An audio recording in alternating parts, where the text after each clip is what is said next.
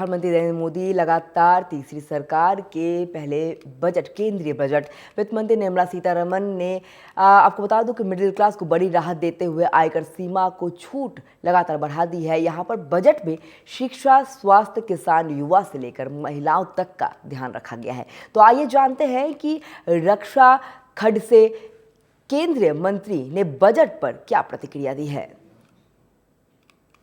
केंद्रीय वित्त मंत्री निर्मला सीतारमण ने आज बजट पेश किया है। इस बजट की सबसे खास बात यह है कि मध्यम वर्ग और युवाओं को ज्यादा आकर्षित करता नजर आ रहा है। हमारे साथ मौजूद है मैडम। सबसे पहले तो जो बजट पेश हुआ उसमें ज्यादा जोर युवाओं को लेकर किया गया है और जो टैक्स स्लैब को है 12 लाख बढ़ा दिया, उसको किस तरह देखती हैं आप?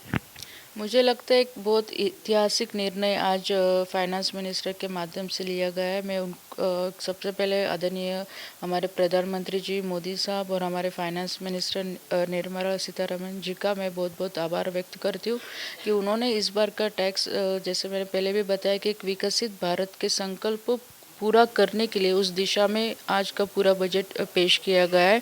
और ख़ास करके जब हमारे प्रधानमंत्री जी बोलते हैं कि इस देश के विकास में हर व्यक्ति का समावेश होना चाहिए, हर व्यक्ति का उसमें अपने अपनी तरफ से योगदान रहना ज़रूरी है।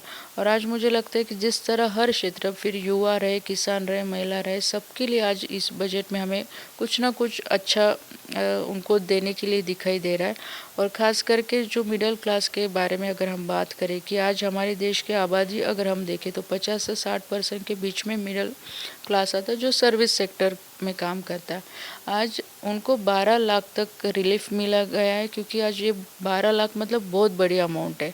और मुझे लगता है कि आज ये वर्ग सबसे ज़्यादा सेटिस्फाइड होगा, क्योंकि उनका 12 लाख तक टैक्स में रिलीफ किया गया है। और दूसरे भी जो टैक्स के स्लैब है उसमें भी काफ़ी हद तक चेंजेस किए गए हैं, क्योंकि जिसके वजह से जो टैक्स पेयर है उसको भी एक राहत मिलेगी और वो भी कोशिश करेगा कि जितना मुझे टैक्स आ रहा है मैं मतलब एक बोलते हैं हम एक सिंसियरली हम गवर्नमेंट को पे करें, और उसकी वजह से जो टैक्स गवर्नमेंट की तरफ आएगा तो उसके माध्यम से हम देश का डेवलपमेंट कर सकते हैं। मैडम, आपने जिक्र किया विकसित भारत का, और प्रधानमंत्री मोदी का एक सपना है विकसित भारत 2047 तक करना है। उसके लिए सबसे महत्वपूर्ण खेलो इंडिया योजना प्रधानमंत्री मोदी लेके आए हैं, उसको लेकर लगातार बजट बढ़ता नजर आ रहा है और इस बार 200 करोड़ की वृद्धि हुई है, करीबन 1000 करोड़ के आसपास पहुंचा है। कितना फायदा होगा युवाओं को और जो गांव तबके के जो खेलने वाले युवा है उनके लिए?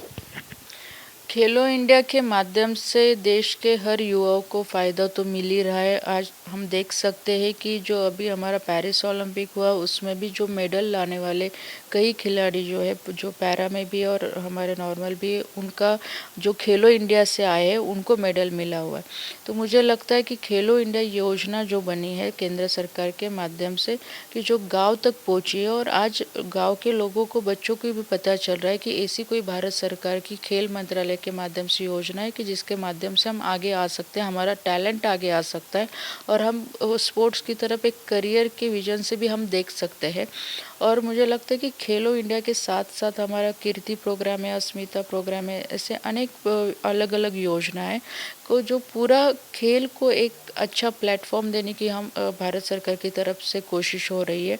जो बजट बढ़ा है डेफिनेटली उसका फ़ायदा हमें और इंफ्रास्ट्रक्चर और ज़्यादा से ज़्यादा बच्चों को पूरा एक एनवायरनमेंट देने के लिए इसका फ़ायदा होने वाला है। ओलंपिक हमारे इंडिया में होस्ट मतलब होना चाहिए, तो उसके लिए हमारी तरफ से भी हमारे देश का हर एक खिलाड़ी उतना सक्षम होना ज़रूरी है। एक अवेयरनेस स्पोर्ट्स के बारे में होना ज़रूरी है। उसके लिए स्पोर्ट्स मंत्रालय और आदरणीय प्रधानमंत्री जी के विचारों से भी पूरी कोशिश की जा रही है कि स्पोर्ट्स का एक एनवायरनमेंट पूरे देश में हम कैसे बनाएं। एनवायरनमेंट ट्यूटोरियल से बात करने के लिए कैमरामैन अरविंद प्रकाश के साथ पंकज वानखड़े, TV 27, नई दिल्ली।